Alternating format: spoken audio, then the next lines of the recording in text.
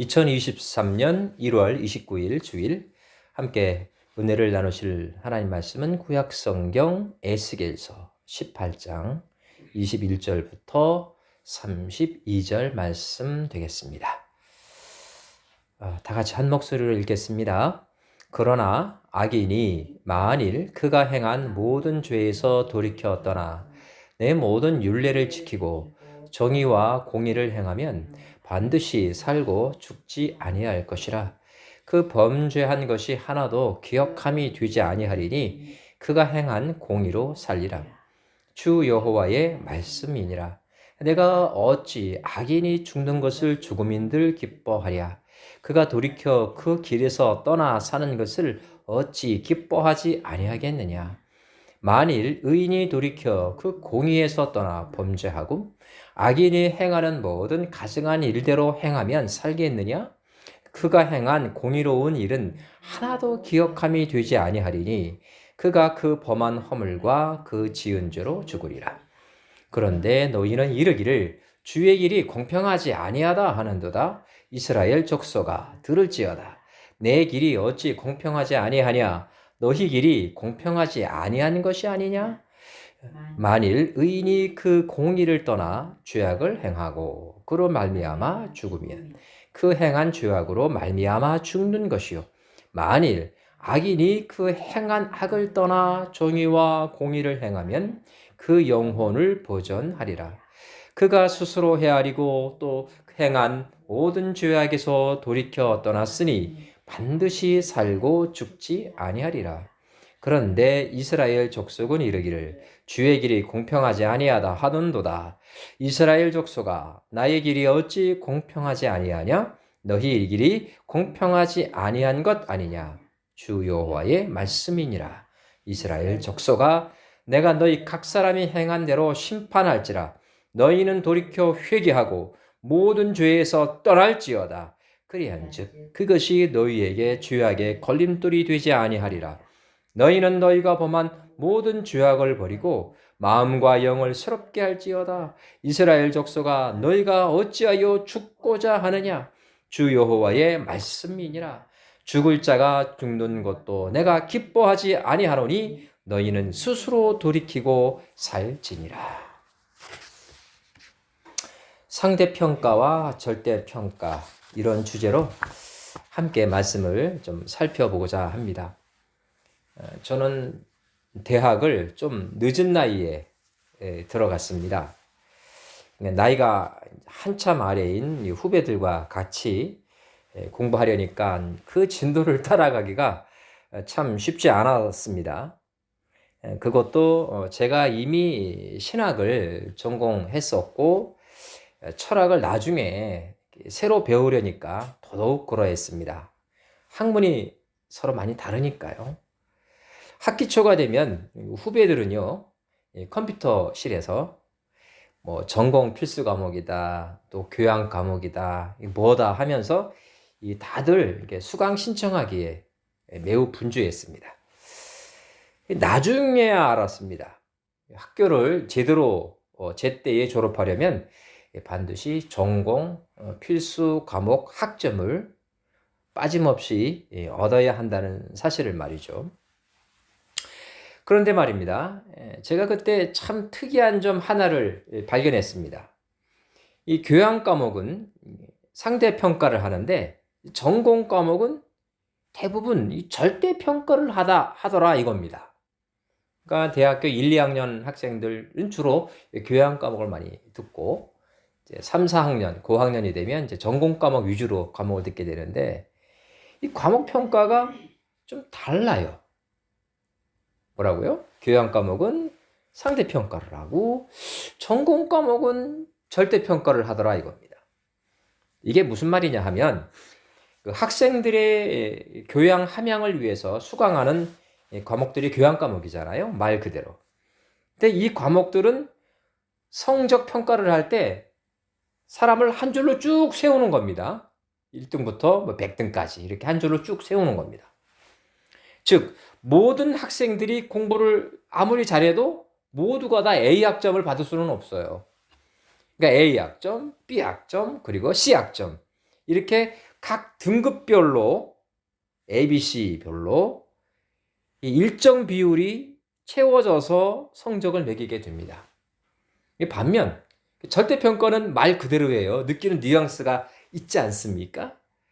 그 과목을 듣는 학생 모두가 A학점 혹은 C학점을 받을 수가 있는 겁니다. 한마디로 그 과목을 가르치시는 교수님 재량에 달려있는 거예요. 학생 수준이 모두 뛰어나고 평가가 일정 수준 이상이다. 그러면 무슨 학점? 다 A학점 받을 수 있는 겁니다. 그 반대이면 가차없이 전부 C학점을 받기도 한다. 이 뜻이 되겠습니다. 나중에 제가 어느 학교의 대학원 조교 노릇을 하면서 학생들의 교양 과목 성적을 매겨야 할 처지가 된 적이 있습니다. 교수님께서는 제게 말하기를 아주 엄격하게 상대평가를 하라고 지시를 내렸고요. 또 그렇게 할 수밖에 없는 게 학교 컴퓨터는요. A, B, C 이렇게 학점별로 비율이 딱 정해져 있습니다. 이 비율을 맞추지 않으면 최종 입력이 되질 않아요. 문제는 각 학점마다 그 아슬아슬하게 커트라인에 걸린 학생들이 이제 문제가 되는 겁니다. A학점, B학점 사이. 그리고 B학점, C학점 사이. 이 학생들이 있어요. 이 학생들 때문에 제가 굉장히 괴로웠습니다. 결국은 학점 평가가 다 끝나고 성적표가 날아가잖아요. 그럼 이 학생들이 제 이메일로 항의 문자를 보내와가지고 제가 진땀을 뺀 적이 있습니다. 지금도 기억에 생생해요. 그 처지들이 보낸 문자를 읽어보면 합당치 않은 이유가 없어요. 다 이유들이 있습니다. 그러니 제가 얼마나 입장이 곤란했겠습니까? 학생들은요, 성적에 굉장히 민감하게 반응합니다. 너무 당연한 이야기지요. 뭐 때문입니까? 이 등록금 때문입니다. 성적이 좋아야 장학금도 받을 수 있고 또 근로장학생 혹은 조교로 선택이 되어져서 학비 보조를 받잖아요. 그래야 어렵게 등록금을 마련해 주시는 그분들의 부담을 덜어드릴 수 있으니까 다들 성적에 촉각을 세웁니다. 자, 이쯤에서요. 여러분과 저에게 하나의 물음이 가능하지 않겠습니까? 그렇다면 하나님께서는 우리 그리스도인들 신앙을 어떻게 평가하실까? 이렇게 말이죠. 궁금하지 않으십니까? 저는 설교를 준비하는 내내 과연 하나님은 나의 신앙을 몇 점으로 평가하실까? 굉장히 궁금했습니다. 기대도 되고 때로는 좀 두렵기도 하고요. 오늘 성경 본문은 이 궁금증을 아주 시원하게 해결해 주고 있습니다. 절대 평가입니다. 하나님은 분명히 우리의 신앙을 평가하십니다. 믿습니까? 평가하십니다. 그 평가 기준이 바로 상대평가가 아닌 이 절대평가를 하신다 이 말입니다. 이 평가는 장점도 있고 단점도 있어요. 사실 오늘 에스겔서 18장 전체를 읽어야 이 맥락이 좀 이해가 되는데요. 좀 길어서 하반부만 같이 읽었습니다. 신앙의 절대평가 기준에 대한 말씀이 오늘 하반부, 즉 오늘 말씀 30절에 잘 기록되어 있습니다. 제가 읽어드릴게요. 여러분은 귀를 쫑긋 세우고 잘 들으시기 바랍니다. 주 여호와의 말씀이니라. 이스라엘 족속아, 내가 너희 각 사람이 행한 대로 심판할지라. 너희는 돌이켜 회개하고 모든 죄에서 떠날지어다. 그리한즉 그것이 너희에게 죄악의 걸림돌이 되지 아니하리라. 30절. 이로써 하나님의 평가가 어떻습니까? 아주 명확하게 드러납니다. 더 정확히 말씀드리면요, 여러 가지도 아닙니다. 딱 한 가지입니다. 그게 뭘까요? 그렇죠? 회개하고 모든 죄에서 돌이켜라입니다. 그런데 말입니다. 오늘 본문 29절을 다시 한번 살펴보면 이스라엘 사람들이 이 방법이 공평하지 않다라고 하나님께 불평을 하고 있는 대목이 등장하죠. 여러분 읽으면서 이미 느꼈을 거예요. 쉽게 말해서 이스라엘 사람들은 자신들의 가증한 범죄에도 불구하고 아브라함과 이삭 그리고 야곱에게 약속하신 특별히 선택된 선민으로서의 영원한 특혜를 하나님께 요구하고 있는 겁니다. 참 염치도 없어요. 그렇죠? 조상들이 입었던 특혜를 자신들이 현재 범하고 있는 범죄로 인해서 박탈당하고 있는 것에 대한 강한 불만을 갖고 있는 겁니다. 이에 대한 하나님의 응답은 아주 단호하시죠. 아무리 의인이라도 공의에서 떠나 악인처럼 행하면 너희들이 이전에 행한 의로운 일은 전부 사라지고 현재 그가 행한 악으로 인해서 심판받는 거야. 좋게 말해 심판입니다. 솔직히 말하면 죽는 겁니다. 여기에다 이런 말씀을 더하심으로 해서요, 아주 대못을 박아버리십니다. 그러나 악인이 만일 그가 행한 모든 죄에서 돌이켜 떠나 내 모든 율례를 지키고 정의와 공의를 행하면 그는 반드시 살고 죽지 아니할 것이라. 심지어 어떻게 말씀하십니까? 그 범죄한 것이 하나도 나에게 기억함이 되지 않을 거야 라고 말씀하십니다. 오늘 본문 21절과 22절 읽어드렸어요. 여러분 어떻게 생각하십니까? 한국 사회에서요, 가장 예민하게 다루어지고 있는 이슈가 바로 입시 비리입니다. 제가 살고 있는 미국에서는 비교적 덜한 것 같아요, 한국보다. 근데 아무튼 저는 이것이 학생들을 성적순으로, 그죠? 입학 성적 순으로 한 줄로 세우는 무슨 평가 때문이라고요? 상대 평가 때문이라고 저는 확신하고 있습니다. 그러니까 위에서 말씀드린 것처럼 저도 그런 경험 때문에 얼마나 괴로웠는지 모릅니다. 정말 괴로워요, 그거. 예를 들면, 이 학생 참 안타까운데, 성적을 좀 올려주고 싶다. 이런 생각이 들 때가 솔직히 있었습니다. 만일 제가 그런 짓을 했다면 어떤 일이 벌어졌을까요? 누군가는 성적이 떨어지는 겁니다. 비율을 맞춰야 되니 한 사람 성적을 올리면 한 사람은 밑으로 내려가야 합니다. 그 피해에 대해서 저는 눈을 꾹 감아야 합니다. 이거 공입니까? 불의입니까? 이건 말하나만 하죠. 하나님 나라에서도요, 이런 비리 혹은 이런 부조리는요, 발을 붙일 가능성이 0%입니다. 어림도 없습니다. 하나님 나라에서는 허용되지 않는 거예요. 여기에는요, 부모나 자녀의 죄가 승계되는 연좌죄는 물론 부모의 공로로 인해서 그 공덕이 자녀에게 미치는, 자동적으로 세습되는 그런 건 역시 허용되지 않습니다. 그 내용이 바로 우리가 읽지 않은 에스겔서 18장 위에 부분 상반부에 그대로 기록이 되어 있습니다. 예배가 끝난 후에 한번 점검하는 차원에서 읽어보시면 크게 도움이 될 거예요. 저는 이런 의미에서 천국에는요, 입학 정원이 없다고 생각합니다. 자격이 되는 사람 그 누구도 입성이 되는 거예요.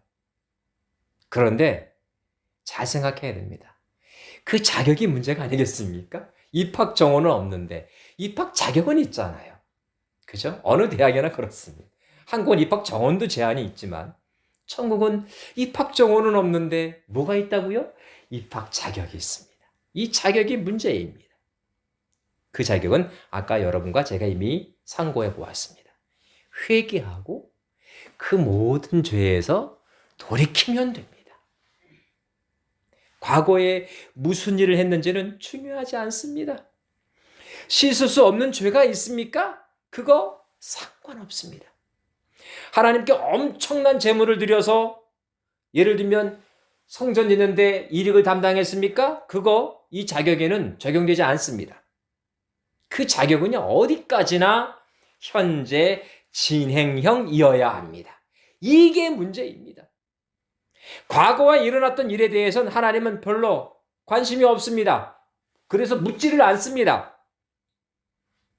여호와 하나님께서는요, 오늘 본문 23절에서 이 사실을 이렇게 분명히 하시고 계십니다.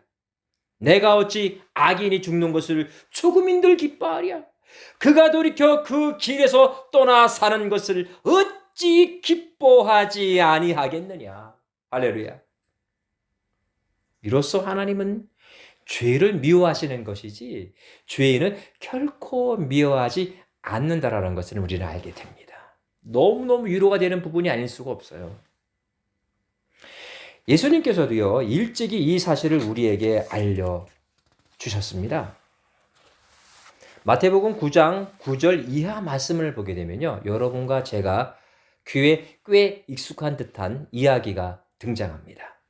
그것은 예수님께서 그리스도께서 마태를 제자로 부르시는 장면이 참 잘 묘사되어 있습니다. 예수님께서 가버나움에서 사역을 하시는 도중에 마태의 집에 들어가서 쉬게 됩니다. 그런데 말이죠, 그 전에 그 사람 누구죠? 마태를 부르시는 장면이 참 극적입니다. 드라마도 그런 드라마가 없어요. 마태는 여러분이 아시는 것처럼 직업이 뭐였습니까? 세리였습니다. 세금을 거두는 사람이죠. 그러니 낮에는 어디에 있습니까? 당연히 세관에서 근무하는 겁니다. 성경에도 그렇게 기록되어 있습니다. 세관에 앉아 있습니다. 놀러 갔겠습니까? 마태가? 뭐 하러 간 거예요? 일하러 간 겁니다. 일하러. 근무 중이에요. 근데 난데없이 주님께서 그곳에 턱 나타나서는 뭐라고 말합니까? 이렇게 말하는 거예요. 만약에 여기가 그때가 미국 땅이었다면 이렇게 말했겠죠. Hey, you, come on, follow me. 아주 단순합니다. 그죠? Hey, you, come on, follow me. 그죠? 초급 영어도 안 된다. 아주 쉽습니다. 이렇게 부른 겁니다. 그렇게 돼 있어요, 성경에. 근데 말이죠, 더 황당한 건 마태의 태도입니다. 마태. 이 마태가 그래서 신약 성경 첫 복음서를 기록할 수 있었던 은혜를 입은 것 같아요. 뭐라고 말합니까? 성경에 보면 네 한마디입니다. Yes, sir 하고서 그냥 네 하고 따라갑니다. 이거 좀 황당하지 않습니까? 아니, 당신이 나를 설득을 해야 내가 따라가지요 라고 말할 수 있는 상황 아닌가요? 집으로 온 것도 아니고 멀쩡히 근무하는 근무처에 찾아오셔서 Hey, follow me 하셨는데 그에 합당한 설명을 해 주셔야죠라고 하는 거 당연한 거예요. 저 같으면 그렇게 하겠습니다. 근데 마태는요, 네 하고 따라갑니다. 와, 이거 정말 사건이에요. 이게 바로 신앙 사건이라는 겁니다. 제가 왜 황당하다 이런 말을 했느냐면 주님께서 단도직입적으로 당신 지금 여기 있을 자리가 아니니까 나 따라와, 나 따라다녀야 돼 라고 했는데 그 길을 뭐를 낸 겁니까? 세관장한테 사표를 낸 겁니다. 아마 요즘 주부님들 같으면 당신 미쳤어? 좀 제정신이야? 우리 어떻게 먹여 살릴 거야? 분명히 따질 겁니다. 난리가 났을 겁니다.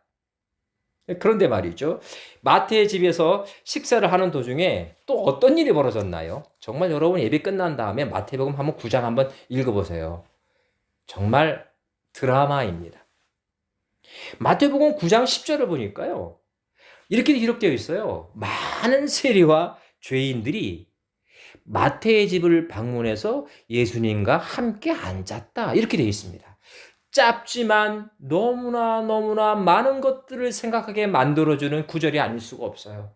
아주 무미건조한, 그죠? 우리의 감동을 주는 그런 구절도 아닌 것 같은데 묵상하면 묵상할수록 와우 하는 구절입니다.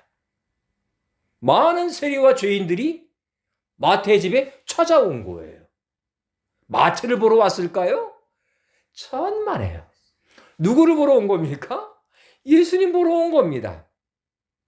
이러니 나쁘게 말하면 시장 도떼기 시장처럼 된 거고요. 좋게 말하면 무슨 집? 잔치집처럼 돼버린 겁니다. 왁작지껄, 그죠? 난리가 난 겁니다. 여기서 와글와글 저기서 와글와글 뜻하지 않은 대형 가정 전도 집회가 벌어진 겁니다. 이렇게 소리가 요란하니까 마침 그 집 앞을 지나가던 바리새인들이 멈추게 된 겁니다. 뭔 일 났어? 왜요? 소리가 와글와글와글와글 하니까 얼마나 뭔 일 났어? 당연히 물어봤겠죠. 그 제자들을 붙잡고 이렇게 핀잔을 줍니다. 그 사태의 전모를 알았겠죠, 바리새인들이. 야, 어째 너희 선생은 세리와 그리고 죄인들과 한 자리에서 식사를 할 수 있어? 라고 강하게 질책합니다. 이 소리를 주님이 들으셨습니다. 아마 예수님이 귀가 좋아서 들었다라기보단 아마도 예수님 쪽을 향해서 아마 크게 소리를 질렀을 겁니다. 이에 대한 우리 주님의 반응은 딱 하나였습니다. 명쾌합니다. 응, 그래. 나는 의인을 부르러 온 것이 아니고 죄인을 부르러 왔어. 와우입니다. 이렇게 명백할 수가 없습니다. 이렇게 시원한 대답이 어디 있을까요? 권투로 말하면 그냥 카운터 블로입니다. 그냥 상대방을 KO시키는 카운터 블로. 얼마나 딱 부러지는 기준입니까? 우리가 좀 전에 함께 읽은 오늘 본문 에스겔서 18장 23절과 100% 정확히 일치합니다. 주님께서는 결코 의인을 부르러 이 땅에 오지 않으셨습니다. 왜냐고요? 당신께서 친히 말씀했습니다. 그분께서는 영적으로 건강한 사람에게는 무엇이 필요 없다? 의사가 필요 없다. 이렇게 말씀하셨습니다. 그에게는 굳이 의사가 필요 없는 겁니다. 그런데 예수님은 어떤 의사이십니까? 영적 의사이십니다. 그래서 영적으로 병든 사람, 죽어가는 사람들을 찾으러 이 땅에 오신 겁니다. 믿습니까? 오늘 본문 말씀과 마태복음 5장 말씀을 종합해 보면 한 가지 명확한 결론을 우리는 얻게 됩니다. 그것은요, 천국은 부모나 가족의 믿음으로 거저 대물림되는 것이 결코 아니라는 겁니다. 이 대표적인 경우가 제가 설교 중에 가끔 인용해드리는 사무엘의 스승 엘리 제사장 가문입니다. 엘리의 아들들의 죽음은요, 부모의 죄 때문이 아닙니다. 뭐 때문입니까? 그들이 하나님 성전 안에서 행한 가증한 범죄 때문입니다. 그들의 죄로 죽은 겁니다. 천국이나 지옥 모두요, 누구 때문에 들어갈 수 있고 누구 때문에 못 들어가는 그런 장소가 아니라는 거예요. 천국이나 지옥 모두 공이 내 스스로의 신앙으로 결정되는 곳입니다. 믿으십니까? 누구 때문에? 누가 나한테 잘못했기 때문에, 누가 나에게 신앙의 모범을 보여주지 않았기 때문에 이런 핑계는요, 하나님 나라에 적용되지 않는다 이 뜻이에요. 참 미안한 말씀이지만, 다시 말해서 저 사람이 믿는 예수라면 나 안 믿겠어. 그러니 내가 예수님을 안 믿는 것은 내 탓이 아니고 저 사람 탓이야. 이런 핑계는 하나님 나라에서 받아들여지지 않는다 이 뜻입니다. 그 반대 경우도 마찬가지입니다. 누구 때문에 구원 얻는 경우는 없습니다. 저의 청년 시절 교회에서요, 큰 부흥회를 했는데 신영균 목사님께서 강사로 오셨습니다. 근데 제가 섬기던 교회는 비교적 대형 교회라서 신영균 목사님, 이호몬 목사님, 그죠? 그 당시 유명한 목사님들이 많이 오셔서 부흥회를 많이 했었습니다. 그때 참 제가 신앙이 많이 성장했던 그런 기억이 있습니다. 그분께서 설교 중에 이런 얘기를 해서 모두 크게 웃고 다 뒤집어졌던 기억이 있습니다. 여러분이 혹시 아는 이야기일 수도 있어요. 한 며느리가요, 시어머님을 어렵게 전도를 해서 교회에 출석을 시켰답니다. 벌써 아시죠? 요거만 나와도 딱 감이 오지요. 시간이 흘러 그 할머니가 세례를 받게 되었는데 사법시험보다 어렵다는 그 세례 문답, 그것이 문제였습니다. 드디어 당일날이 되어서 시어머님이 담임 목사님 앞에 서게 되었죠. 목사님께서 묻죠. 할머니, 예수님은 누구의 죄 때문에 죽으셨나요? 순간 할머니는 멈칫합니다. 자, 잠시 고민을 하죠. 그리고는 체념하듯이 그리고 수줍게 이렇게 말합니다. 근께요, 그것이 우리 며느리 땜시, 우리 며느리가 지은 죄 땜시 그렇게 됐단께요. 이 대형 사고의 전말은 이렇습니다. 이 며느리는 아무래도 그 문답이 마음에 걸렸는지 어머니 목사님께서 예수님이 누구 때문에 죽었냐 이렇게 물으시면 나 때문에 돌아가셨다라고 얘기하셔야 돼요 하면서 며느리가 자신의 가슴을 이렇게 토닥거렸답니다. 사랑하고 존경하는 성도 여러분, 예수님은 대리 신앙 고백을 원하지 않습니다. 이게 오늘 말씀의 핵심입니다. 누군가의 대리 공로로 우리의 죄악을 사해주지도 않으십니다. 안타깝지만 이게 사실인걸요. 주님께서는 나의 고백을 기다리십니다. 어떤 고백을요? 나의 죄로 인해 당신께서 십자가에 달리셨군요 라고 해야만 합니다. 이제 그 고백을 하셨습니까? 하나님의 자녀가 되었습니까? 그럼에도 불구하고 여러분 그 고백에 걸맞는 믿음으로 살고 계시나요?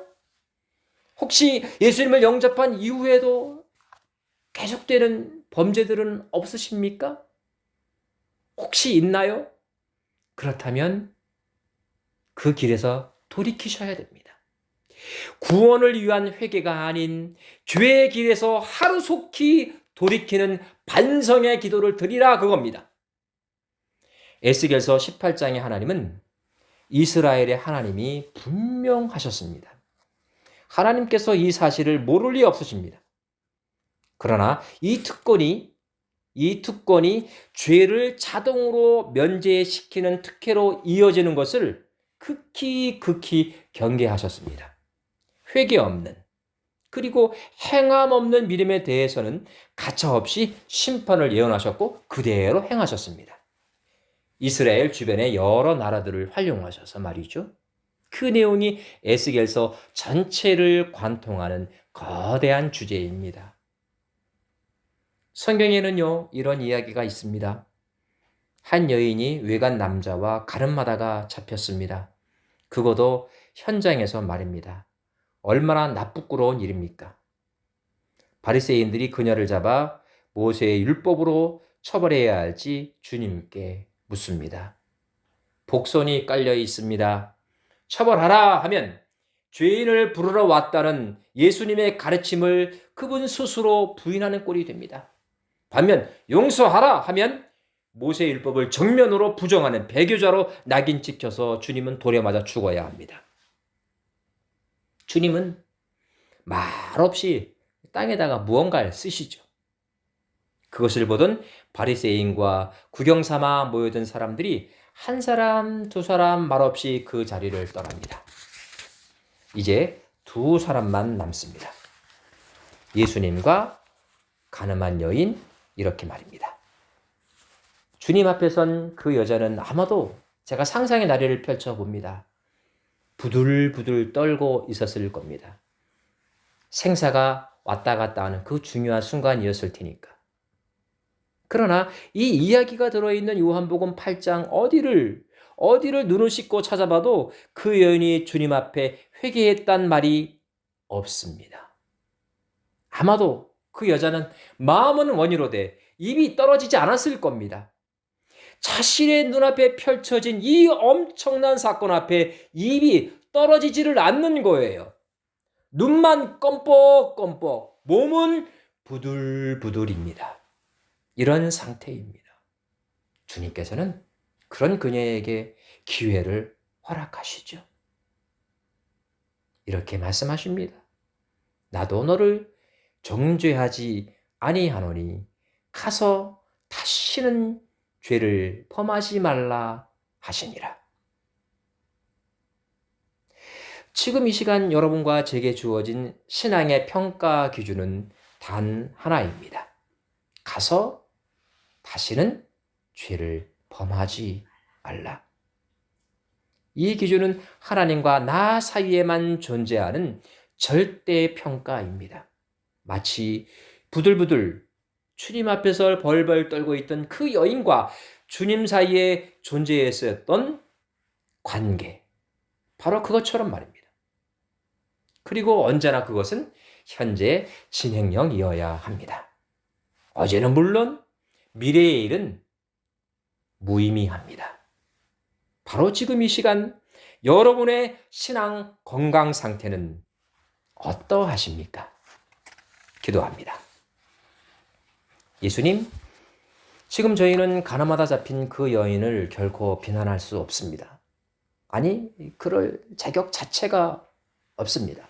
그럼에도 불구하고 저희는 우리 이웃의 조그마한 실수에 대해서 어찌 그런 무겁고 날카로운 잣대를 들이대는지요.